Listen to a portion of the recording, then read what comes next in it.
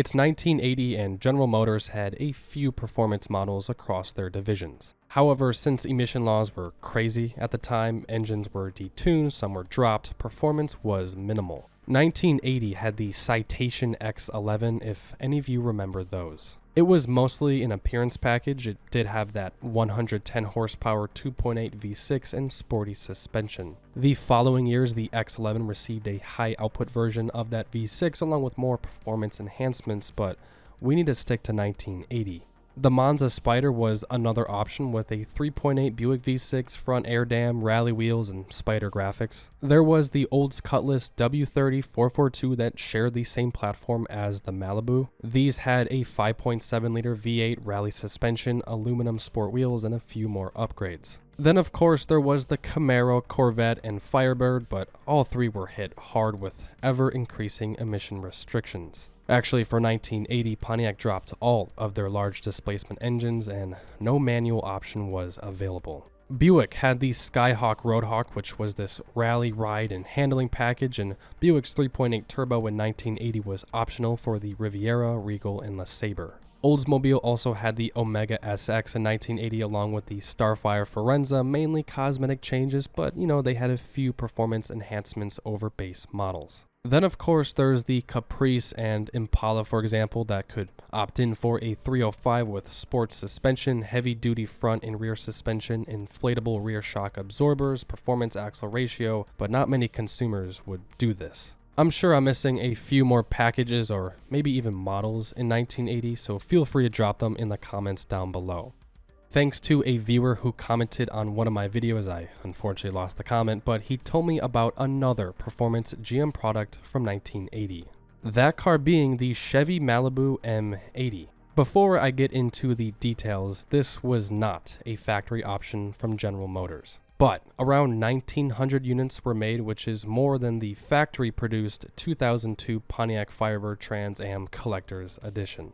What made these M80s so interesting was the availability of them. There were only 2 states that had these available to the public at the time, North Carolina and South Carolina. Since I started making these videos again, I rarely come across packages and editions that are region exclusive. The 1986 Lancer Pacifica was this California exclusive package with only 500 units made. There was this GMC Mule, a dealer installed package only available in Chicagoland, and this Boston Red Sox Volvo C30 package limited to the Boston area. I'm sure there are a bunch more that are region exclusive, but these are just 3 examples. So if you're interested in learning more about this region-exclusive, performance-focused Malibu, be sure to stick around because it's a good one. The 4th generation Malibu was introduced in 1978.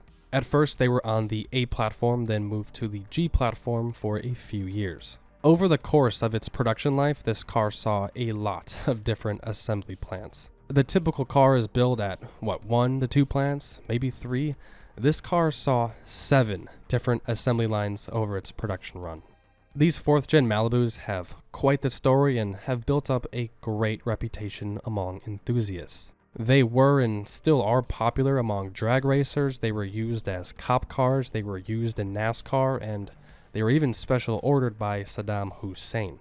That's right, Saddam Hussein special ordered over 25,000 Malibus. He ended up receiving half of that because he canceled the other half as he claimed that they were all lemons. Yeah, it's an interesting story. I believe they call it like the Iraqi taxi or something, and there are videos out there on YouTube if you want to know more.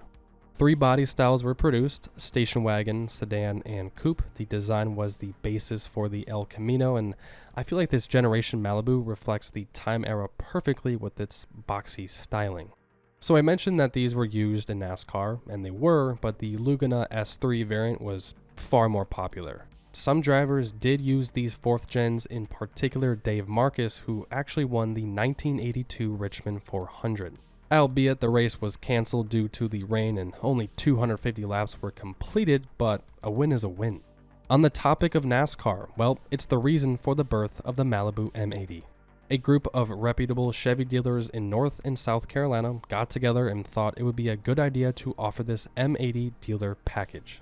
For those of you who don't know, an M80 is a type of firework that was originally designed for military training. They became popular in the 50s, throughout the 70s with the public, and due to injuries and their power, they were eventually banned. These Carolina dealers decided to name this package after an illegal firework, but the reason was to show that these Malibus were loud and powerful. What does this have to do with NASCAR? Well, the Carolinas are home to many NASCAR racing facilities, and the culture over there was and still is energetic, and so this performance Malibu package was to appeal to those people. That's why this was created and how it got its name, but what does this package entail? What exactly did you get?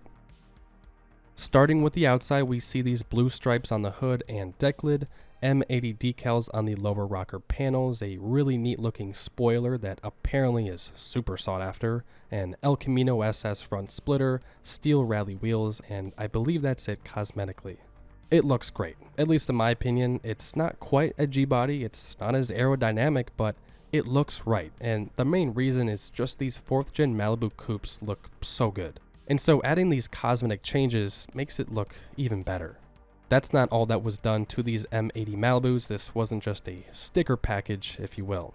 Dual exhaust, quick ratio steering box, upgraded shocks and springs, thick anti-roll bar, they had the F41 suspension package. If you know, you know, this was essentially a 9C1 with a 2-door body style. As for the interior, they were all dark blue, but there were differences among the 1900 that were made. Some had bucket seats, some had bench seats, some had regular speed gauges, while others had rally pack gauges. At the end of the day, these were regular Malibu coupes that were customized. Speaking of customization, those graphics and fiberglass aerobits were either installed at one of GM's plants or some shop in the area. I would guess adding these to an assembly line would complicate things, and so I think they were done at some shop. One source thinks that Choo Choo Customs, based in Tennessee at the time, could have been responsible for the work. Over the years, they have customized thousands of Chevy vans, El Caminos, trucks, and their work looks pretty professional. They made around 2,200 designer series SS El Caminos, which look awesome, and it is possible that they were the ones responsible for helping make these Malibu M80s, but no one knows for sure. In terms of power, under the hood was GM's LG4 305 4-barrel V8 that made around 150 horsepower and 240 pound-feet of torque.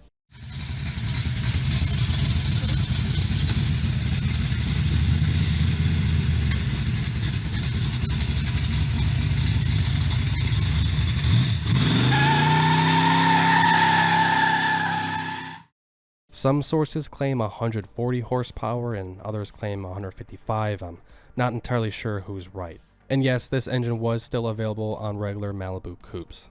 One of the only options for these M80s was the transmission, either a 3-speed automatic or a 4-speed manual.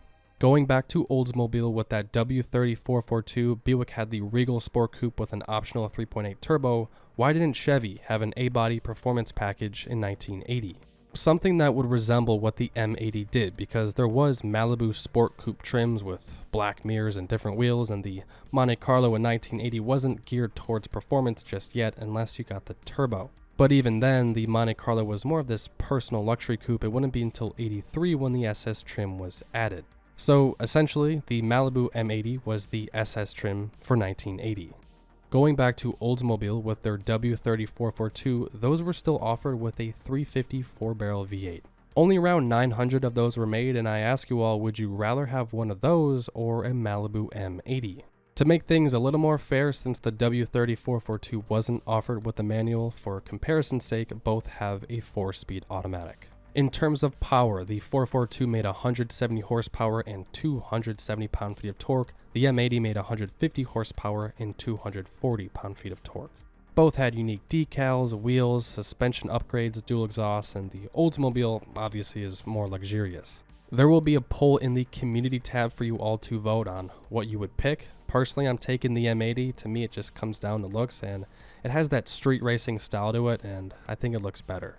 If you know more about these Malibu M80s, be sure to drop a comment down below for me and everyone else watching. There wasn't a whole lot of information to go by regarding these, since they were and are super rare vehicles to begin with. It's not 100% confirmed, but Saturdays have been working better for uploads since my school load is getting heavier, but I will be sure to update you all if anything changes. That is going to wrap it up for this week's video. Enjoy the rest of your week, and I will try to see you all next week.